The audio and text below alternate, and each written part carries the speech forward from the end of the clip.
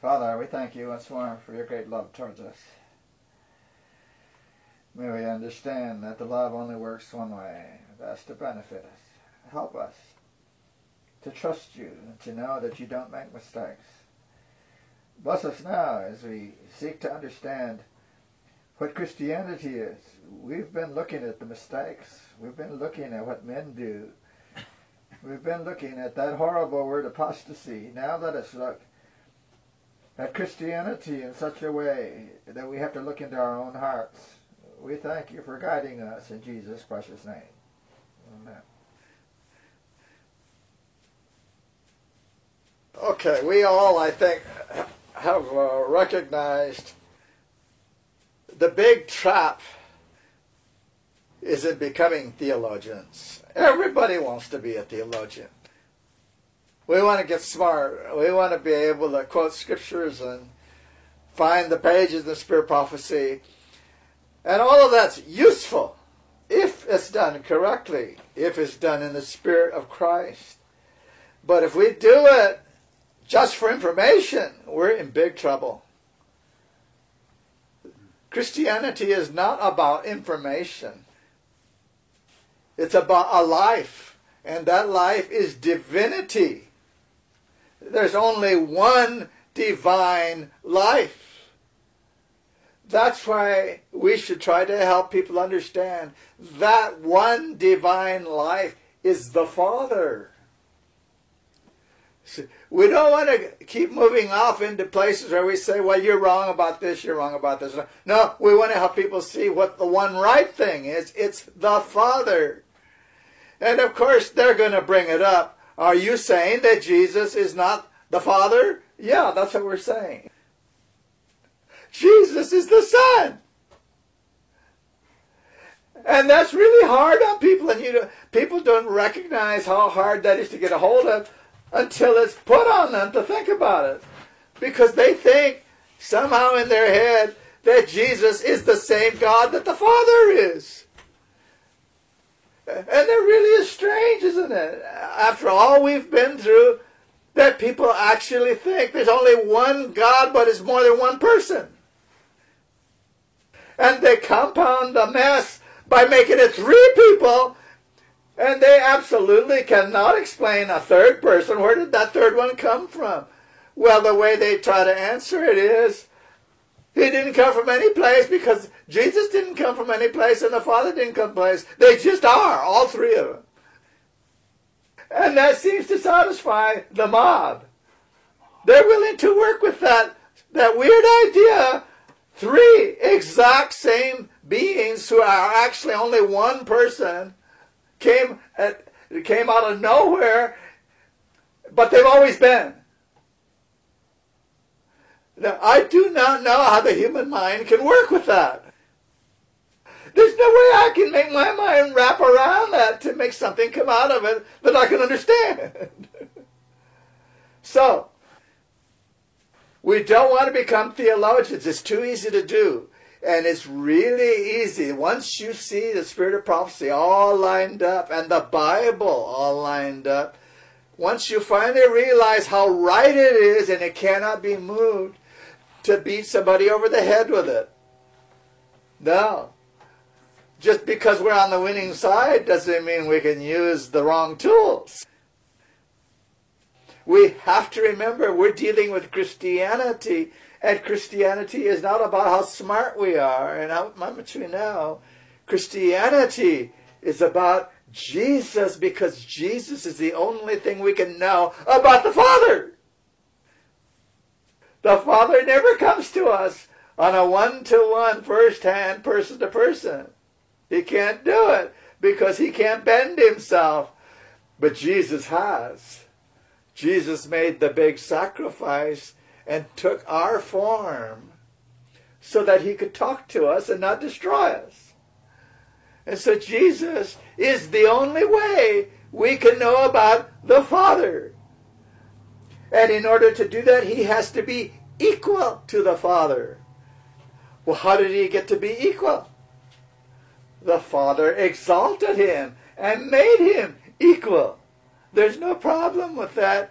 So don't ever give the impression that Jesus is not equal to the Father. He is, but he's not the Father. We have to try to clarify things with people. Okay, this has nothing to do with our subject today. I'm just trying to remind you that all these things that we know are important. They're vital, but they are not Christianity yet. They're just information. So let's begin moving towards Christianity. Let's see what we come up with. It's amazing where Ellen White puts the real things. We talked about one last time, just briefly. Youth instructor. Out of all the books and all the things she's done, she says the really hardcore stuff in those words to the youth. Youth instructor. And in one of the children's books, the story of Jesus, again, another book to children, where she put things that she didn't put in any of the big books. So where would you expect we would find the real basics, the real thing about Christianity? Would that be in Great Controversy? Would that be in Acts of the Apostles? There's lots of good stuff in Acts of the Apostles, yeah. But people miss it. Where is it? It's where people don't go. Adventist home. Adventist home. And I could name you several others where she's doing that. But I want to start an Adventist home because I doubt that we here have specialized in that book. So let's look at a few chapters here and let's see what she does. I could tell you a couple more. Maybe I will here. Counsels on health. Oops.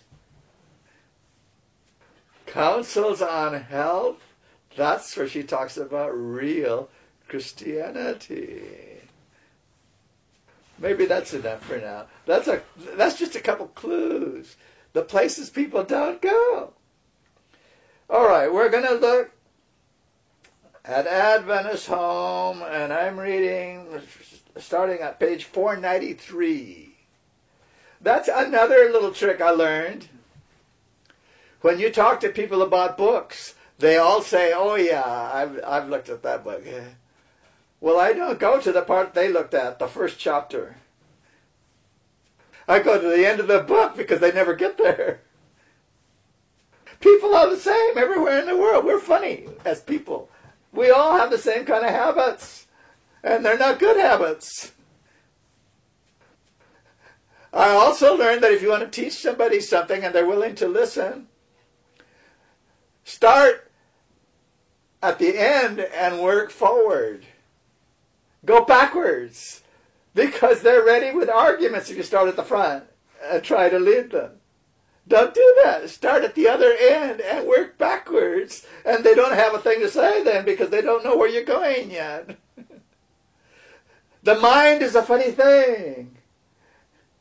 It can be used on a person if they don't know that's what's happening. Now, I'm not talking about using mind cure psychology, all that. I'm talking about knowing the science of the mind. People are people, and we learn under certain circumstances. And if you know how your own brain works, you can help another person use their brain. You can tell them things to get their brain working. You can ask them questions they would never ask themselves, ever. There are lots of little tricks, and you'll learn these the more you talk to people. That's another complete subject. But for right now, we want to see what Ellen White is doing on page 493, which is at the other end of the book. Now, I want to warn you about another thing that we've already talked about. This book was published in 1952. So did Ellen White write this book? Well, that's the first thing you need to look at, whatever you're reading. When was it published? And then you better figure out, did Ellen White actually write this book, or did somebody else put it together? And once you know somebody else put it together, it's no longer Ellen White. You might as well get that down.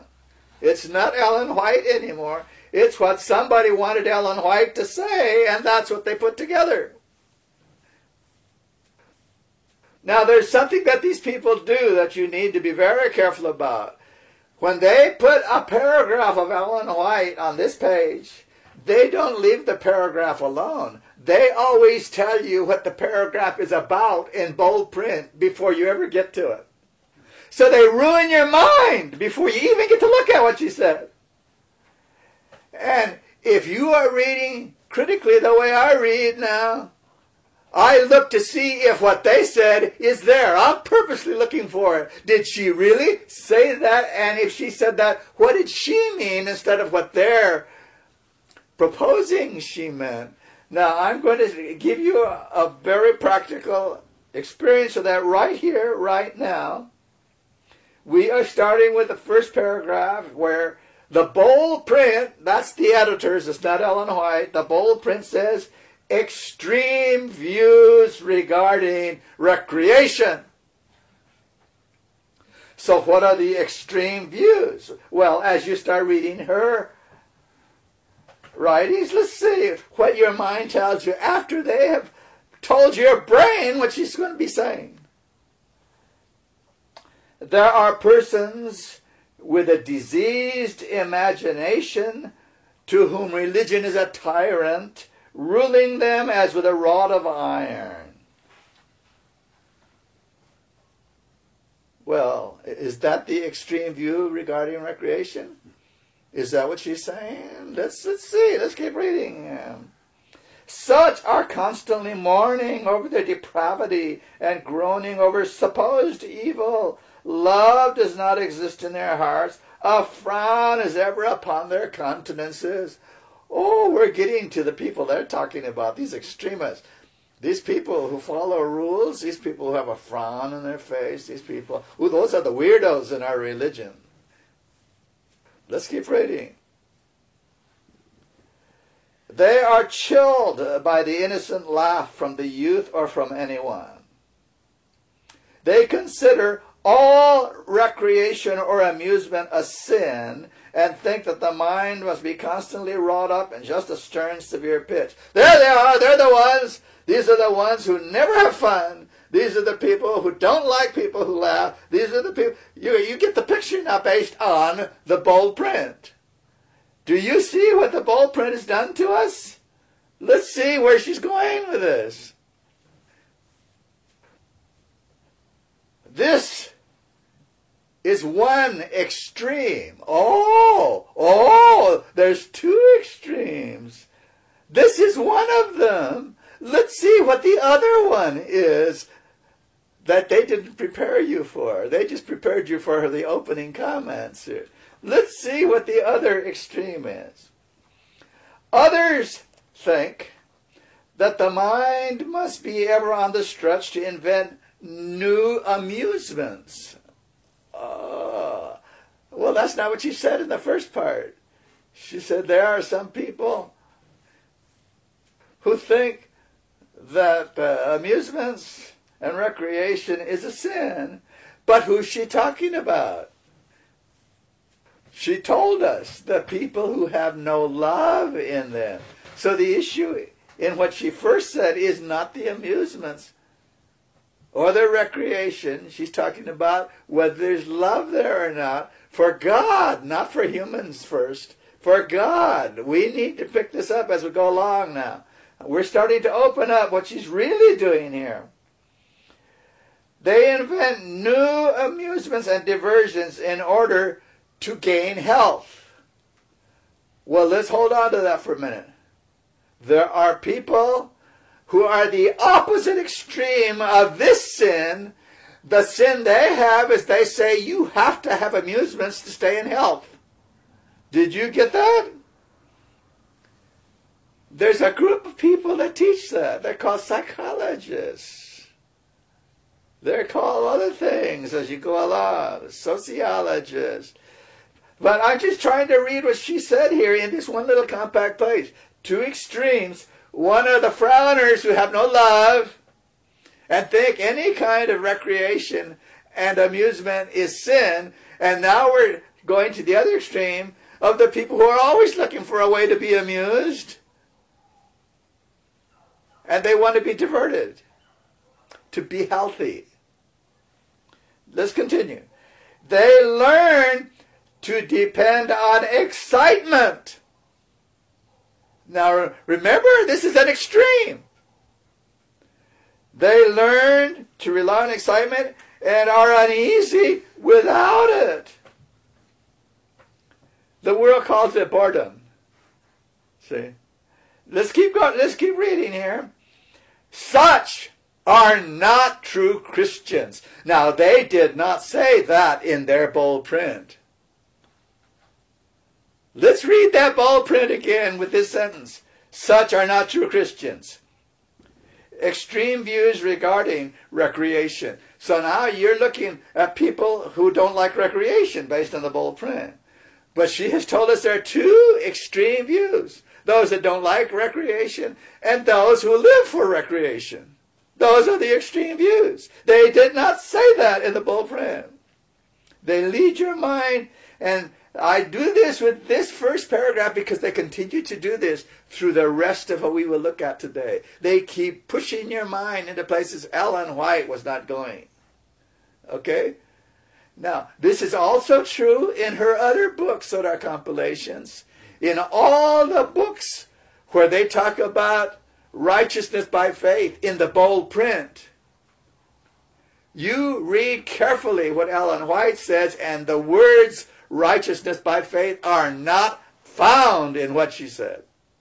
You look for that. Okay? So you have to watch these editors. They have really messed up her books, especially for people who are not careful to see what Ellen White is really saying. All right. The true principles of Christianity. Oh, now here we go. It's not these people, and it's not these people. Now she's going to tell us the true principles of Christianity. Open before all a source of happiness. Now we're going to get the real thing. The height and depth, the length and breadth of which are immeasurable. Well, what is she talking about? What is true recreation according to Ellen White? It's not these people who don't like amusement. It's not these people who are always looking to be amused. It's something entirely different. It's something that the height and length and breadth of it is immeasurable. Well, what is that? It's the life of Jesus revealing who God the Father is. So the only thing that God calls recreation is His life. Now, nobody that I've ever met could spot that in this paragraph because the bold print told them. The extremists are the people who don't like to hear an innocent laugh. That's what they have to get out of this paragraph. But now we can see they picked out just a little portion of something she wrote a lot more about on both sides, and they just gave us this little piece, figuring we'd never know what it really said, and they were right. With their bold print, nobody's going to see it. So let's continue now that we've done this one. I'm not going to break down each one like this. We're just going to read some things. All right. I'm just going to read little sections. You're going to have to go back to the book to see what's really going on. All right, this is the next part. It is the privilege and duty of Christians to seek to refresh their spirits and to invigorate their bodies by innocent recreation. She has just told us what recreation is. And it's not recreation. That's the wrong pronunciation of the word.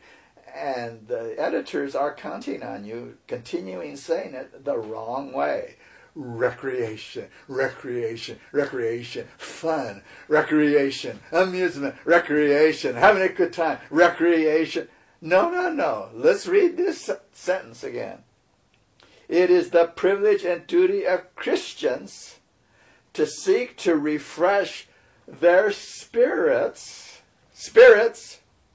and to invigorate their bodies by innocent recreation. What does the word invigorate mean? Recreate. So here she's telling us the truth, but we don't read it that way because we're used to being with the mob who always says recreation. Let's go out and play golf. Let's go out and... So our brain is fooling us. And the bold print is helping. So we have to put on the Christian mind now. She says the duty of Christians is to refresh your spirit. From what? From your Christian work. You've got yourself in a place where 100% Christ and doing His work and the will of God, and 100% always doing what God says to help other people. And sometimes you do it in ways that are not helpful to you. You do it for 12 hours at a time instead of 8 hours working at something steady and then taking a little break. We all have to take breaks from the hard work. We're going to see how. It's not having fun. Let's see what it is. The purpose of using their physical and mental powers to the glory of God. Our recreations should not be scenes of senseless mirth. Well, there went the fun. I don't know how many leaders in the Seventh-day Adventist membership I have heard say, oh, you have to come to what we're doing tonight. We're going to have so much fun. And what are they doing tonight? Yeah, it's not soul winning. I'm sorry. It's not soul winning. They're going to have fun, and they're going to have fun the way everybody in the world has fun. All right. Let's keep reading here. Ellen White does not back that one time because Jesus is not behind it. Senseless mirth. The first time I ever went to a church social, that's the first thing I saw was senseless mirth. The people were joking and laughing and cutting up and backslapping and having their cake and ice cream. Oh, they were having a good time. And I was absolutely chagrined. It's the first time I ever saw Seventh-day Adventist Christians, quote, doing something other than church. Yeah. And I had to leave. I couldn't understand what was happening. I had to leave. Well, I'm not going to go through that story. This senseless mirth taking the form of the nonsensical. Okay, I'm going to move now. I was shown that Sabbath keepers as a people labor too hard. Seventh-day Adventists as a people labor too hard. Of course, this is when she was alive. Labor too hard doing what? The cause of God. James White killed himself working 24 hours a day and hardly ever sleeping and doing the work of 10 men because nobody else would do it. He killed himself. And she told him that. You killed him. So she's saying there are people among us who work too hard. Oh, I suppose there are someplace. But I want you to get this. This is why she's talking about recreation. She's talking about people who labor too hard. They didn't put that in the hard print, by the way, the bold print. So these people who work too hard, what is she saying here about recreation? They labor too hard without allowing themselves change or periods of rest. Now you know what recreation is. It's when you have been working too hard that you stop doing it for a few moments. You change what you're doing to recreate your spirit and your body, to give yourself a chance to be ready to work too hard again. So this is what she's saying. For people who work too hard, they need a change. And that change is for the purpose of recreating, refreshing their spirit and their body so they can work again. Now this is Christianity we're talking about here. This is not the world, the way the world looks at things at all. She says the way the world looks at it, they are not Christians. And I can see I'm in big bad trouble here because I wanted to go through 4 chapters and we've only done 2 paragraphs. All right, let me start skipping paragraphs. You're going to have to read them, and I'm going to start reading the sentences. I saw that but few realize the constant wearing labor of those who are bearing the responsibilities of the work in the office. Now she's going to tell us one of the problems. They are confined within doors. A no-no. A no-no. Confined within doors. And that's what we do with the children. That's in another section. We put them into school, sit them behind a desk, and kill them. They kill them off of education. Children aren't made for that. They're made to be outside and to learn real things. Okay.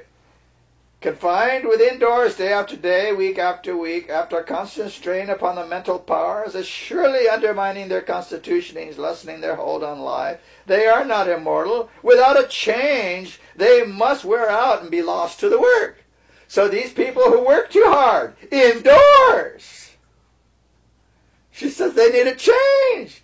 You have to get them out of there. They have had scarcely any variation.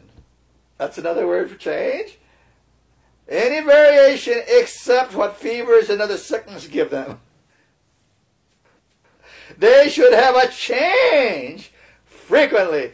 Are we getting a view here of what God calls recreation?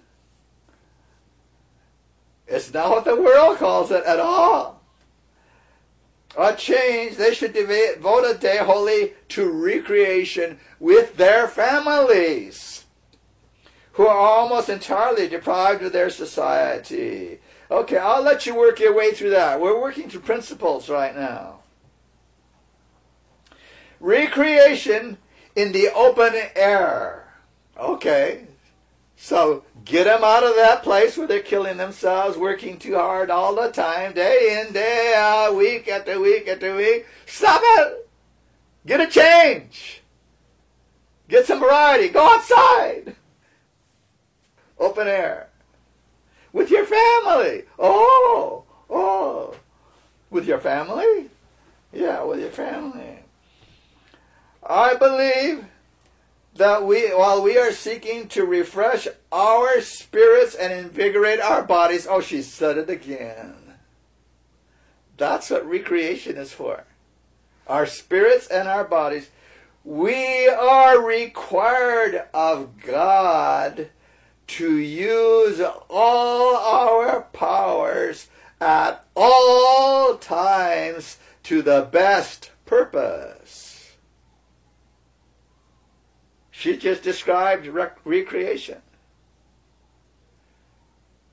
When we make the change from there to go over here to recreate our spirit and our bodies, we are required by God to use all of our powers in this new place called recreation all our powers to the best purpose. Now, where does this word amusement come in when you put that sentence into it? Did Jesus spend 1 second of his life amusing himself? So now you have to know this word amusement is being being misused by almost everyone on this planet.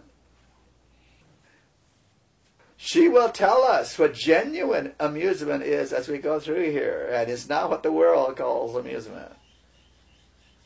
All right, we're starting to move in on this. She was at a place where she was with several of the workers who all decided to leave at one place. They just shut the place down, and they went out by the side of a lake with their families. And she was talking to them.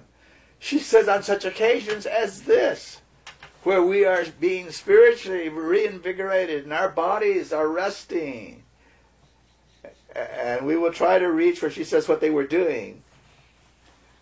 She says, on an occasion like this, it should be good cheer to us all. We're being recreated.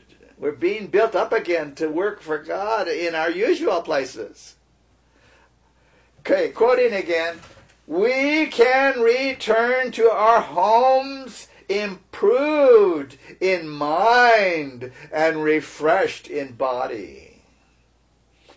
Now, I'm not going to ask you what you have ever done for recreation, but I would like you to think about what you have called recreation in the past. Did you go home after that refreshed in mind, spirit, and your body was relaxed now? Is that what happened?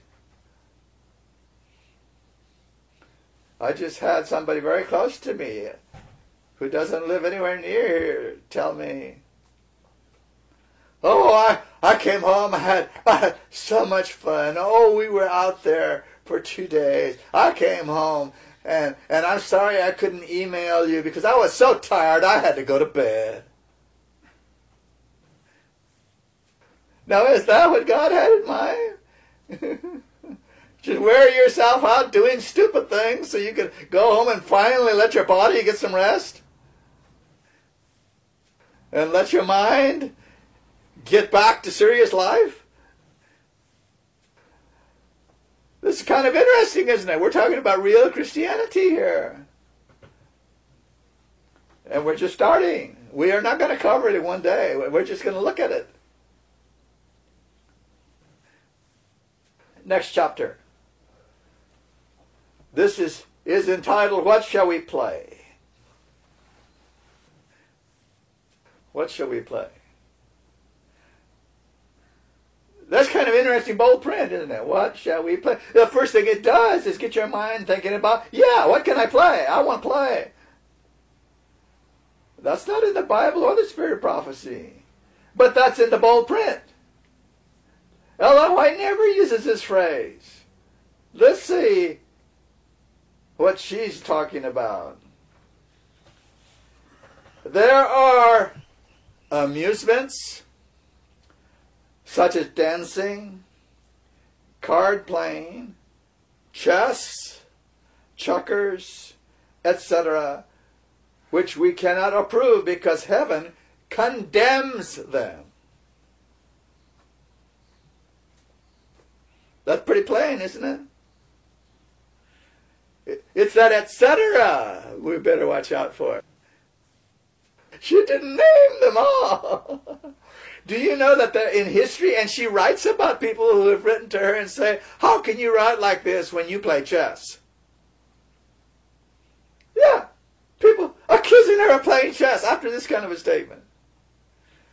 And she had to write back to these people, I do not play chess. I don't know where you got this. I don't even know how. I don't know what the game is, what it really works. All I know is heaven condemns it. Chess, checkers, card playing. You know, at that first social I ever went to, as soon as I was on my way to the door. They whipped out the cards. They had tables all set up, and of course they weren't going to play poker or anything, but they were going to play cards, some kind of innocent cards, I'm sure. But it was cards. What does that teach you? We'll continue here. I'm leaving out lots of sentences here. I'm reading like maybe one sentence in a paragraph or maybe two paragraphs. You need to go back and start reading this. Now, the next bold print I'm going to look at is the useful place of the gymnasium. So what are you thinking after their bold print? There's nothing wrong with a gymnasium. There's a useful place for it. Well, now wait a minute. What did Ellen White say? Let's read what she actually said. Gymnastic exercises fill a useful place in many schools. What schools do you suppose she's talking about? Many schools. Are there many schools in the world? Yeah, there are many schools in the world.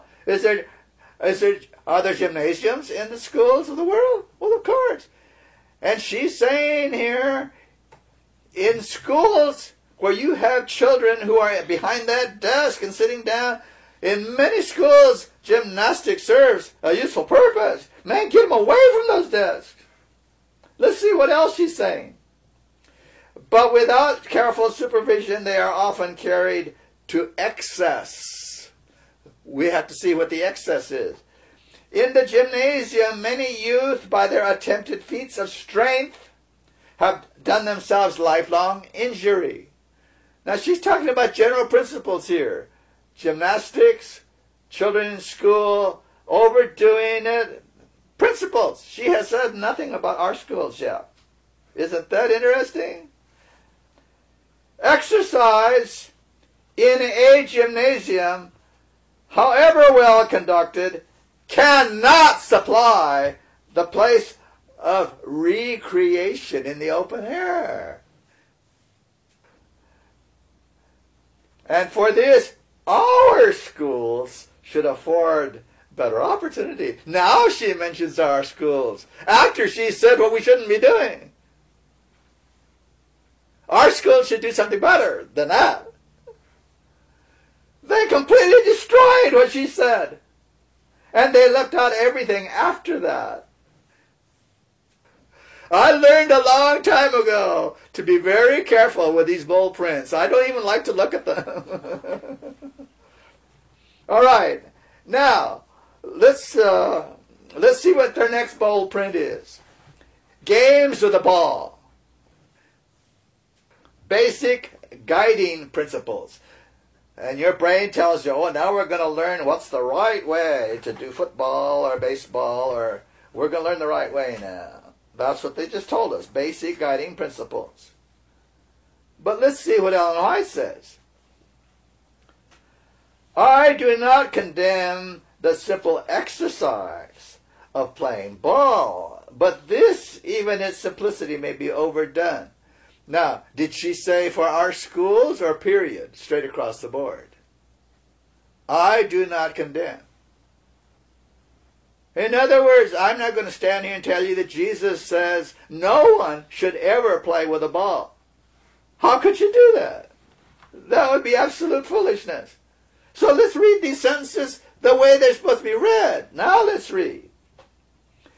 I shrink always from the almost sure result which follows in the wake of these amusements. Now she just told us her Christianity. Always! What comes out of playing ball? Now, is she going to give us some good guiding principles on how to do it? That's what they told us she was going to do. Let's keep reading. It leads to an outlay of means that should be expended in bringing the light of truth to souls. that are perishing out of Christ. The amusements and expenditures of means for self-pleasing, which lead on step by step to self-glorifying, and the educating in these games for pleasure produce a love and passion for such things that is not favorable to the perfection of Christian character. So now she has told us the real thing. So let's see what she says next.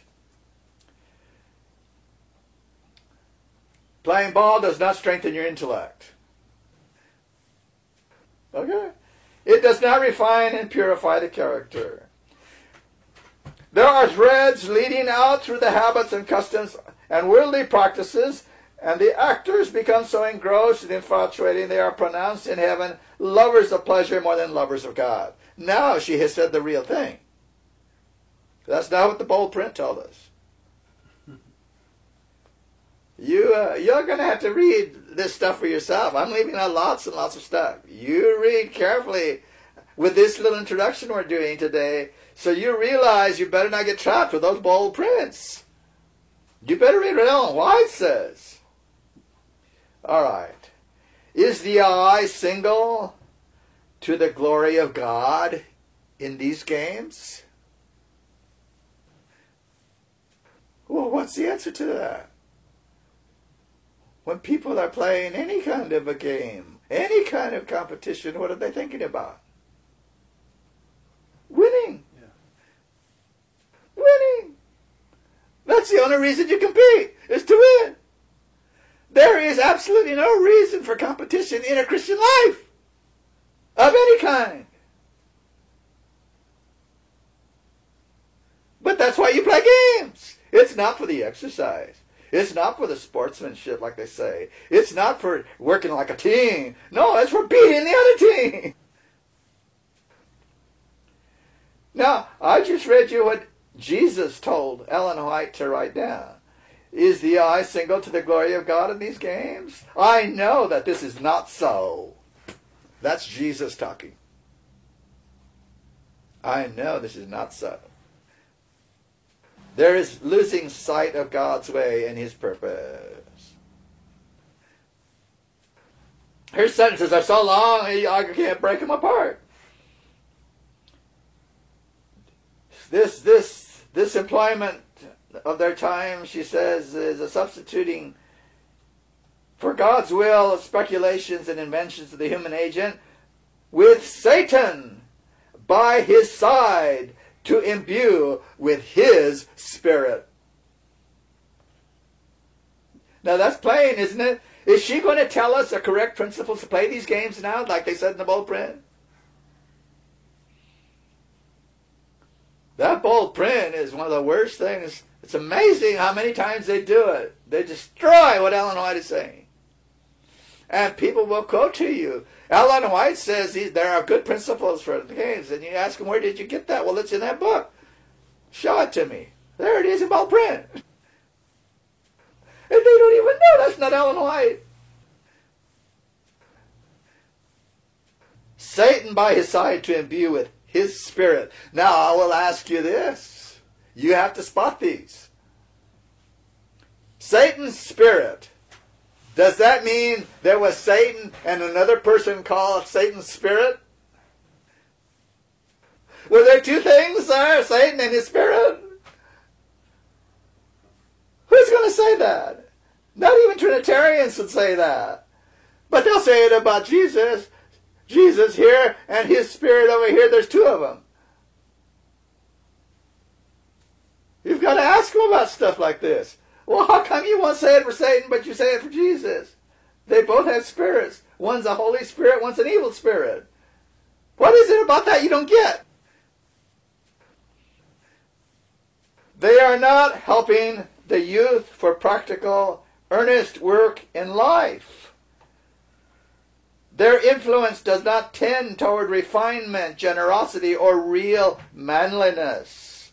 Some of the most popular amusements, such as football. She named it. She named it. I didn't name it. Football and boxing have become schools of brutality. What else are they for? They're for beating people up. And people are dying all the time in both those places. They're trying to invent new helmets so they won't get concussions. But they're not going to invent a helmet that stops that. Not unless you make it 10 feet thick. She named it. Now then, why should she have to do that to the Seventh-day Adventist people? Why would she have to do that with our schools? Why? And I have asked that question because I've been to many of our schools and I saw stuff in each of the schools that was just like the world. And I've asked people, why do you do this here? This is not part of Christianity. At PUC, where I was teaching an entire group of students, the sanctuary and the sanctuary services at the very place where Desmond Ford had been teaching what he was doing, the very place, I heard a racket and a noise, and I was having a hard time staying with the subject. So wait a minute, I've got to see what they're doing over there. We don't need this. So I went over there, and what do you suppose I found? A big screen television, when it was a very rare thing. The school already had one, with a football game on, and the students were having a big good time with it, hollering and screaming and all the noise from the TV. And that's why we couldn't have a Bible study next door at one of our colleges. Football. And you know, I knew this page back then, Adventist Home, page 500. And I asked the one in front, don't you know that you're teaching these students brutality? That's what it says on this page. It didn't quit. They kept doing it. I know what I'm talking about because I've been in enough places where I've seen all this operating over and over and over again. We're talking now about Christianity. We are not talking about doctrines or being a member of a church. We're talking about Jesus, the Son of God. And if you don't know He's the Son of God, you're blowing the whole thing. And people don't know that. They just do not realize why they're not being able to get Christianity into their lives. It's because you don't have the Son of God there. You have a myth. You have something that the Sunday keepers made up. And we need to see these issues because we need to ask people certain questions that they've never thought about, and they're never going to think about them. The love of domination, the pride in mere brute force, the reckless disregard of life are exerting upon the youth a power to demoralize that is appalling. And she didn't say it, but she just needed to add these words, in our schools. In our school. Other athletic games, though not so brutalizing, are scarcely less objectionable because of the excess to which they are carried. They stimulate the love of pleasure and excitement. They tend to destroy a relish for life's sober realities. There was a time when life was simple. Oh, here we go. I forgot where this was. Okay, here it is. When life was simple. They lived close to the heart of nature. Their children shared in the labor of the parents, studied the beauties and mysteries of nature's treasure house, and in the quiet of field and wood they pondered those mighty truths handed down as sacred truths. Now, this next sentence people take as an excuse. I'm going to read it to you now. In this age, life has become artificial, and men have degenerated. While we may not return fully to the simple habits of those early times, we may learn from them lessons that will make our seasons of recreation, what the name implies, seasons of true upbuilding for body and mind and soul. And the natural man, the carnal mind, receives out of what we just read this: we may not be able to return to that simple way. And they say, see, we can't do it. That's where the natural mind goes. Instead of where she went, we can still learn the lessons. We can know how to do things today. What for? The upbuilding of mind, soul, body. That's what recreation is. It's not for doing dumb things like the world. It's to be a Christian and build yourself up to work for Christ. And she talks about the food you take with you when you go out there to recreate your mind and your body. She said they should provide themselves with plain, hygienic food, the very, very best fruits and grains, and spread their table under the shade of some tree or under the canopy of heaven. She didn't say to get a bucket of fried chicken. She didn't say take whatever you can get in these fast food places. She said you make your own food. You take your own simple food. You go out there, plain hygienic food, fruits, grains. Now, I mentioned that other book, Counsels on Health. That whole book is about how Christians are supposed to live.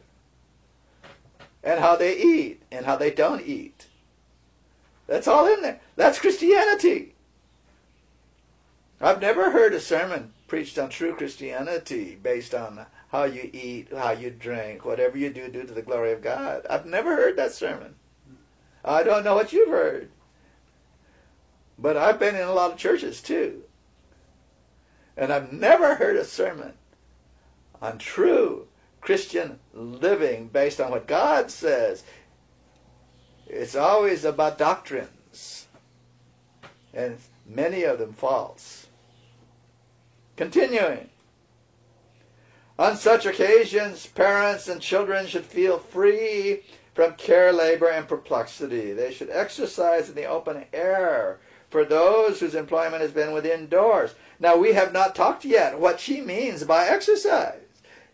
She doesn't mean lifting weights, and she doesn't mean playing baseball. We're going to get to what she's talking about. We're not there yet.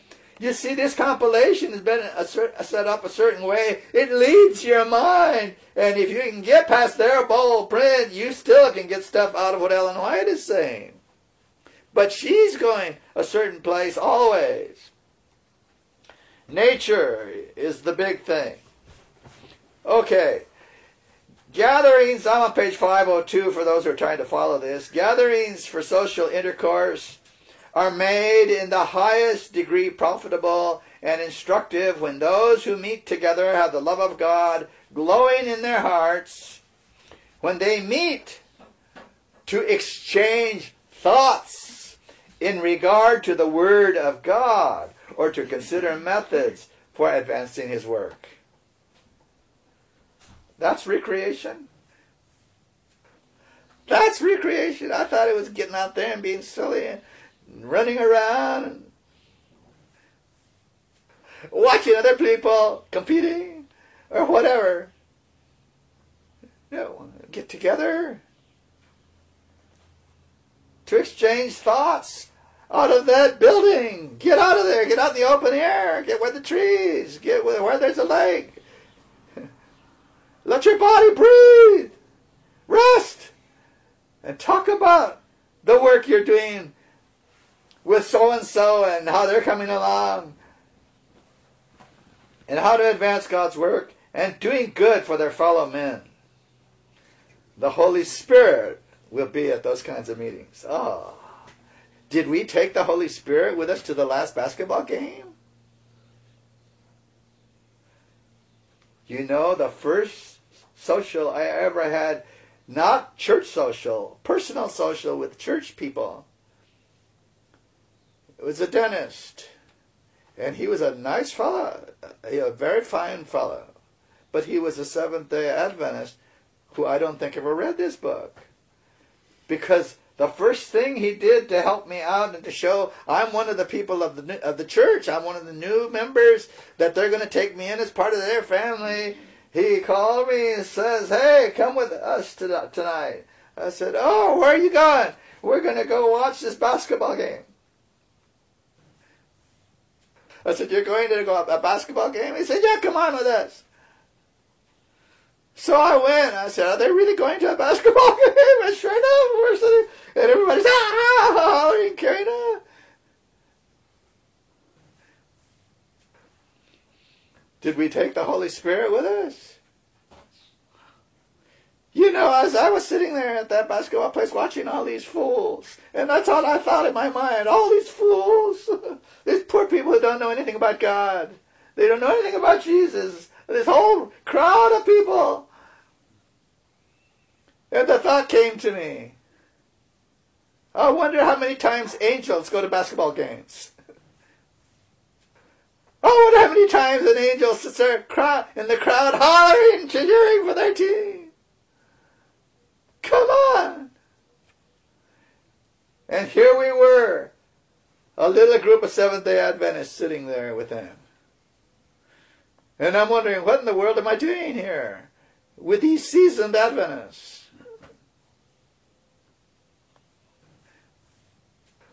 Now, I'm just filling in a few little gaps here. Ellen White's got a lot to say about all this. I'm just reading a few sentences. These books don't get read by our people.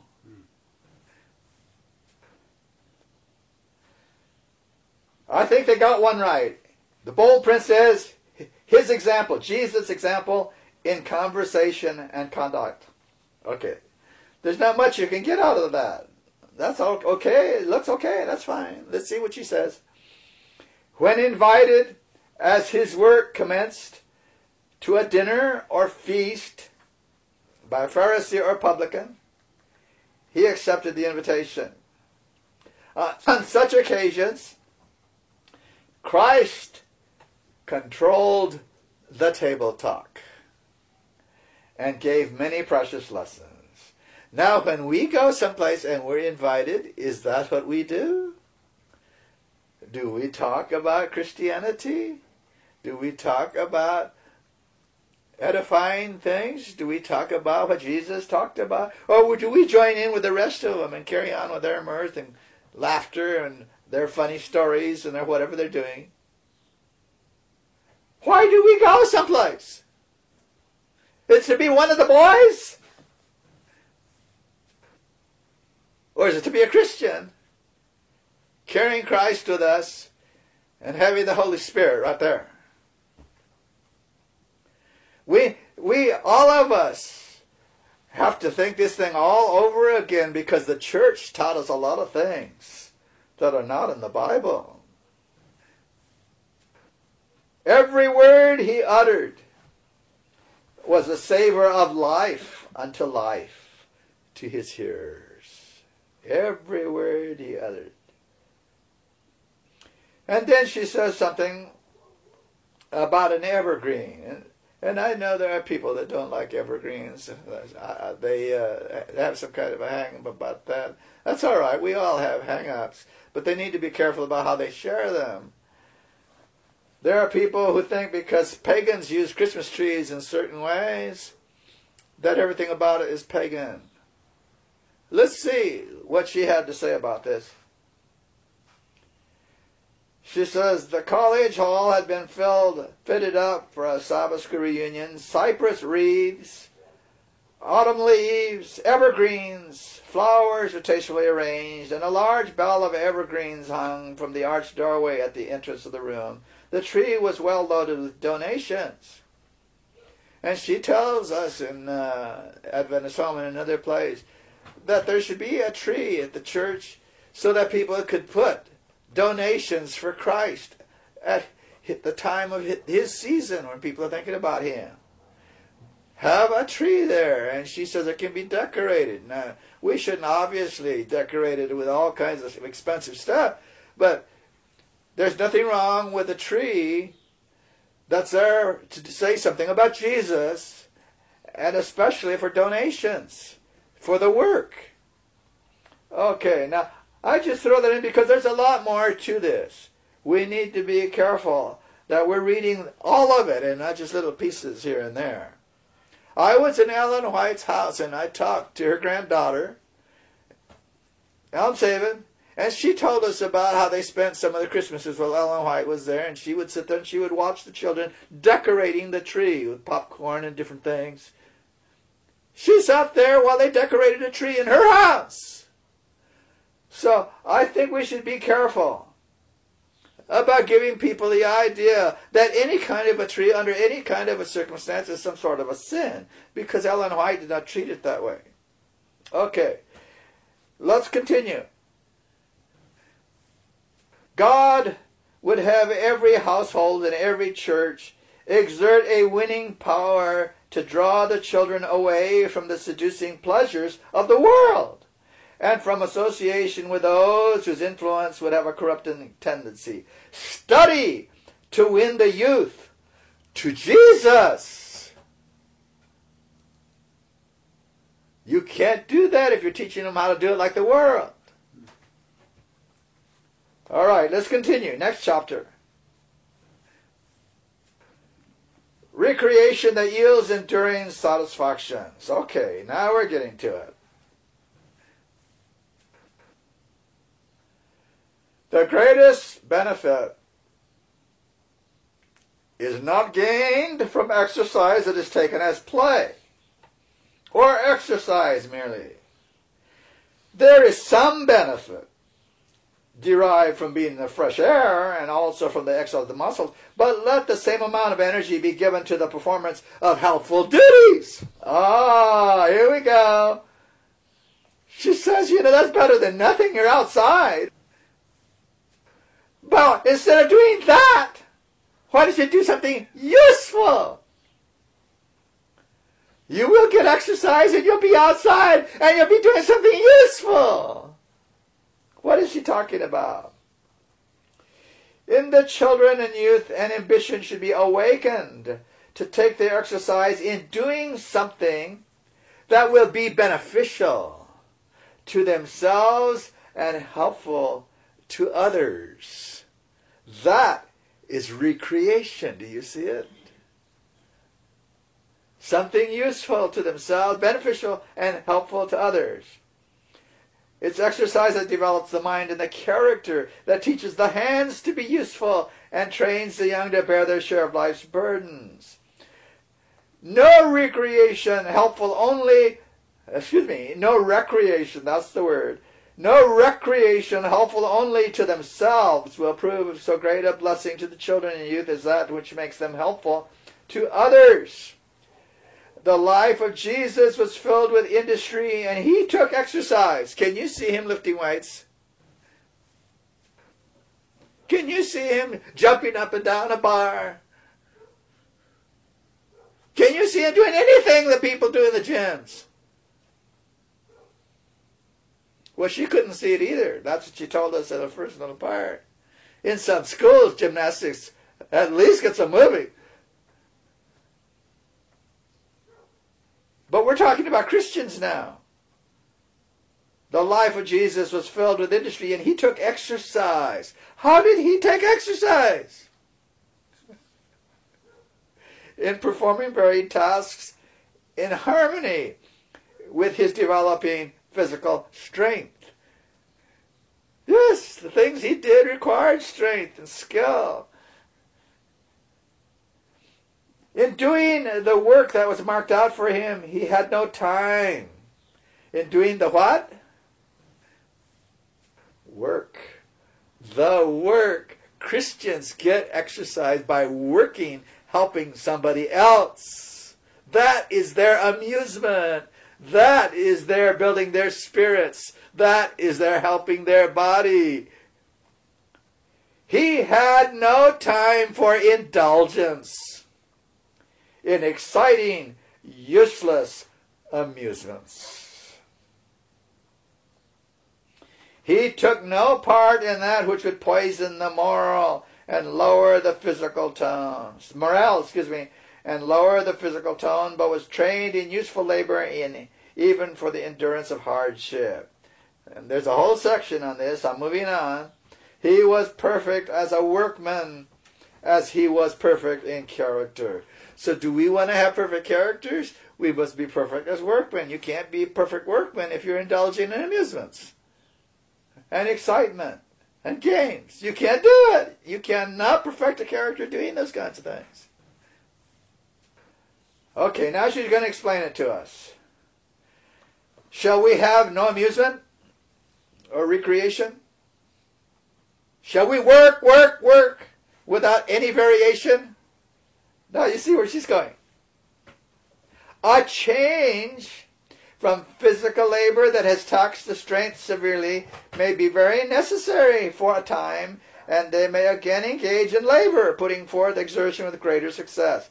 But entire rest may not be necessary or even be attended with the best results so far as their physical strength is concerned. They need not, even when weary with one kind of labor, trifle away their precious moments. They may then seek to do something not so exhausting, but which will be a blessing to their mothers and sisters, enlightening their cares by taking upon themselves the roughest burdens they have to bear. They can find that amusement which springs from principle and which will yield them true happiness. Amusement in helping your mother? That's what a Christian does. Help lift her burdens. That's amusing. That pleases you. That gives you joy. That refreshes you. Their time may be ever employed to advantage, that they be constantly refreshed with variation, and yet be redeeming the time, so that every moment will tell with good account to someone. Well, this just hits the idea that we've been taught about recreation right in the head. There's just nothing about what we were told. Getting together after sun went down, after you were holy all day, to watch a movie at the church and have whatever desserts they can bring up for you. And worse yet, if you have to buy the desserts so the church can make some money, so they can make money off of your gluttony. She's saying some things here we're not talking about yet, but they're in the other books. Christianity. Many claim that it's necessary for the preservation of physical health to indulge in selfish amusement. It is true that change is required for the best development of the body, for mind and body are refreshed and invigorated by change, but this object is not gained by indulgence in foolish amusements, to the neglect of daily duties which the youth should be required to do. Part of each day at the school was spent in useful work, the students learning how to clear the land, how to cultivate the soil, and how to build houses. Did any of you go to a Seventh-day Adventist school? How many houses did you build? How many pieces of land were you given to cultivate and grow things? You know, when I was in Southern California, when I was a pastor down there, the school was putting together their program for the next year, and I happened to be on the board that year as a pastor. And they were talking about all the things they were doing, and I noticed they left out cultivating the soil. So I raised my hand, and I said, well, what about teaching the children something about gardening? And they thought about it. And they said, well, we don't have any land. We don't have any land. I said, oh, you don't have any land. So I raised my hand again. They said, what? I know where there's 100 yards. Their football field. I know where there's 100 yards. Ooh, they hated to see me coming to those meetings. It was so bad sometimes they wanted to put up a Coke machine. And I got wind of it before the meeting. And so I went to the meeting. And when we were outside waiting for the meeting to start, I pulled the principal aside. I said, you know, I heard a horrible rumor today. Oh, such a disgusting, silly rumor. They're saying something about You're going to put a Coke machine in that school. Isn't that stupid?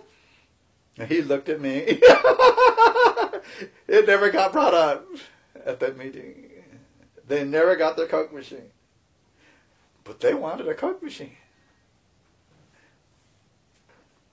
God has provided useful employments for the development of health.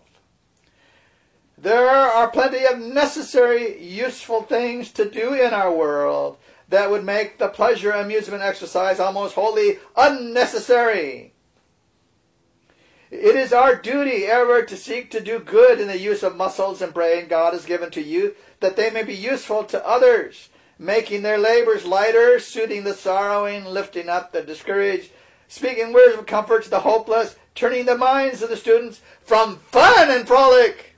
That's the duty of administrators in the school and teachers, to turning the students away from fun and frolic.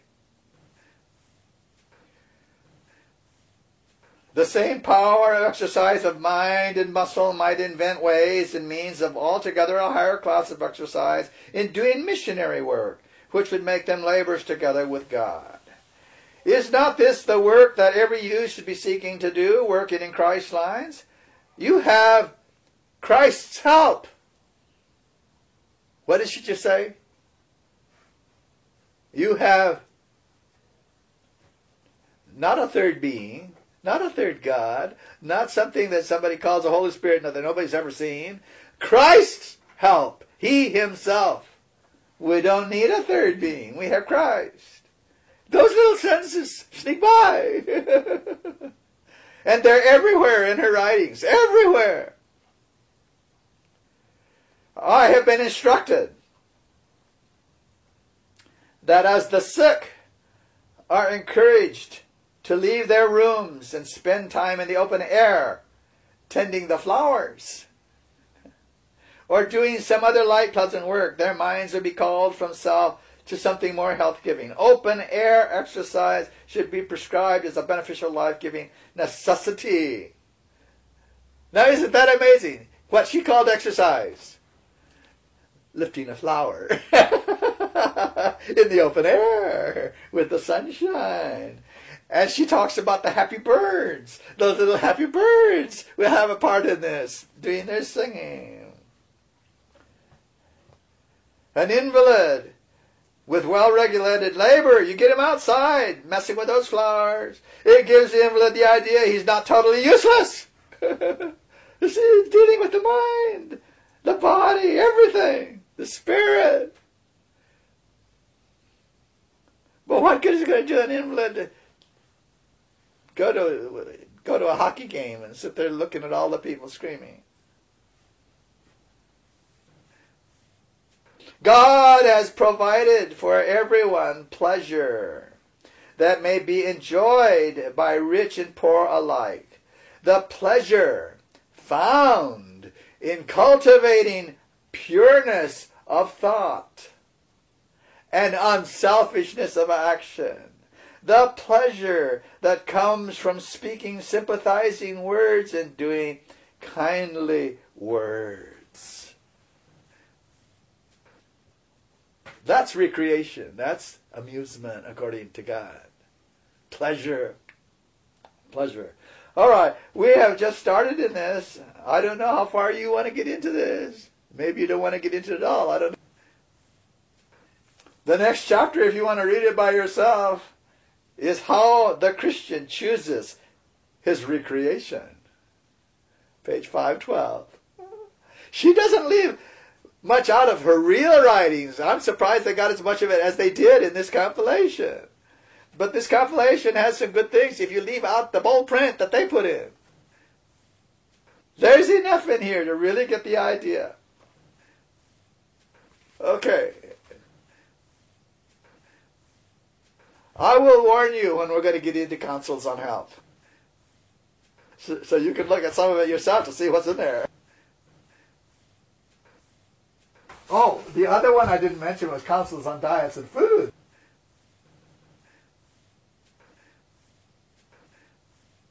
Father, we thank you. We thank you that innocent laughter is something that's part of your life. with us. You know that we need some lightness in our life, but we never need mirth. We never need folly. We never need frolic. We never need self-indulgence. But we need to have joy, the joy of being Christians and knowing that we not only have been forgiven and our home is made in Jesus, but we can have the pleasure, the joy of helping someone else find the way. And there's nothing more satisfying than watching a person's face light up as they realize Jesus is their friend and He is their Savior. Bless us as we learn this kind of usefulness. May we do our work faithfully wherever we are, but may we take time to help someone else. We thank you in Jesus' holy name. Amen.